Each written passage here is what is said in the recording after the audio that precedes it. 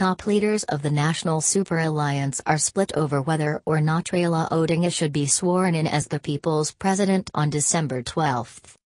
The division pits mostly younger politicians against their seasoned counterparts who believe that doing so would be a catastrophic for the former prime minister. It is similar fears that put off a supposed oath-taking last Tuesday to coincide with President Uhuru Kenyatta's inauguration at Kasarani, with only a memorial service at Jacaranda grounds, that was also stopped by the police, planned. However, this led to a backlash from supporters who wanted Mr Odinga to hold a parallel swearing-in. An invitation to the December 12 event is already circulating, even though no venue and other specific details are provided. As this happens, the nation has learnt that even though there could be some sort of declaration of Mr Odinga as the people's president, there is caution on the nature of swearing in to be carried out, with some seasoned NASA politicians, who spoke in confidence, convinced it would be a misstep. Squander goodwill. Related content. NASA leaders meeting averts fallout. He is a reform hero admired far and wide. We will not allow him to squander such goodwill. It is true our victory was stolen, but this is not the way we want to go, a senior ally of Mr Odinga's, who spoke in confidence, told the nation. He said NASA's push for electoral reforms through the People's Assembly, economic boycott and protests were strong enough without the distraction of an empty swearing-in. On Saturday, Amani National Congress leader and NASA co-principal Musalia Mudavadi was cagey about the plans, even as reports suggested that he is among those who are not enthusiastic about the whole idea. He is said to be worried about the legal implications of the move and its effect on stoking emotions and damaging Mr Odinga's standing. "Let's talk on Monday when we have a clear picture," he told the nation. Declaration. Minority Whip in the National Assembly Junit Mohammed, a key ally of Mr Odinga, was also cautious but said the event will go on.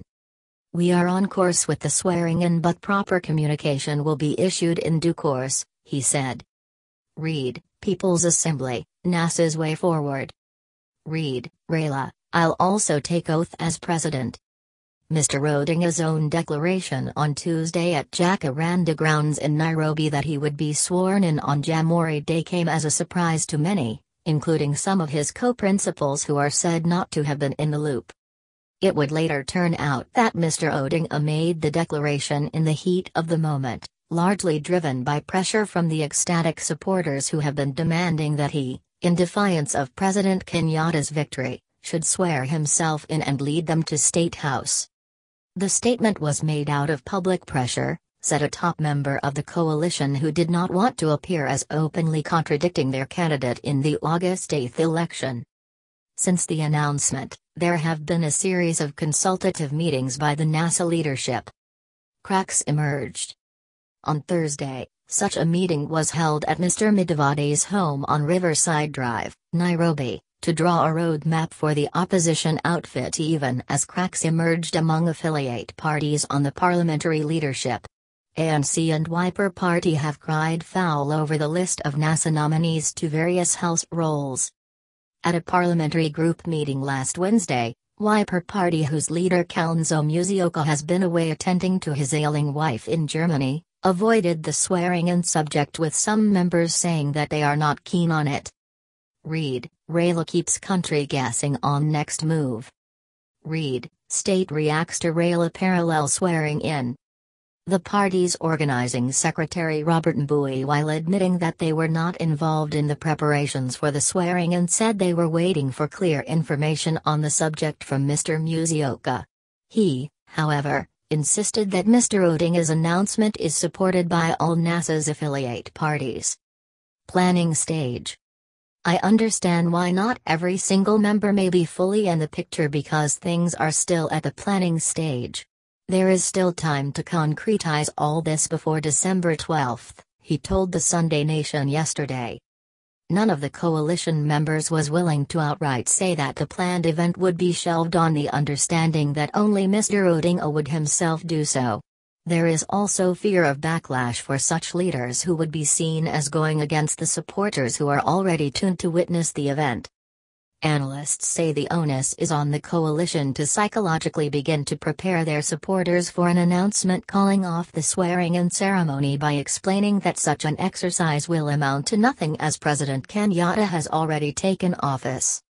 Within NASA, talk is rife that their opponents have over time exploited the fact that Mr. Odinga can always be convinced to back down when the situation becomes dire, giving the example of the negotiations during the 2007-2008 post-election violence where his side was said to have got the short end of the stick compared to President Mwai Kibaki.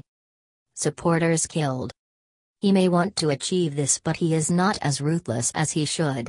After a repressive crackdown last week where our supporters were killed by the state, he went to city mortuary and on seeing the bodies, he said we needed to go slow, one of his allies said.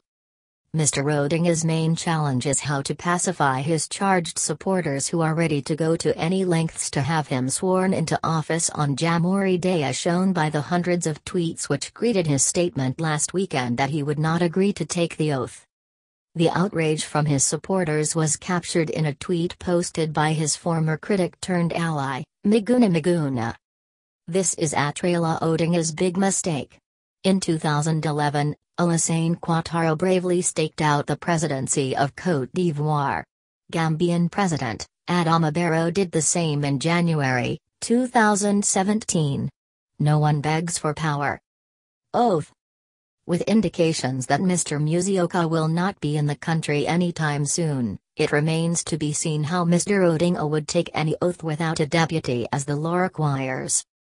The Assumption of Office Act stipulates that the oath or affirmation under subsection 1 shall be administered to the President-elect by the Chief Registrar before the Chief Justice, or in the absence of the Chief Justice, the Deputy Chief Justice, not earlier than 10 a.m. and not later than 2 p.m. 3. Upon taking or subscribing to the oath or affirmation under subsection 1, the President shall sign a certificate of inauguration in the presence of the Chief Justice or, in the absence of the Chief Justice, the Deputy Chief Justice.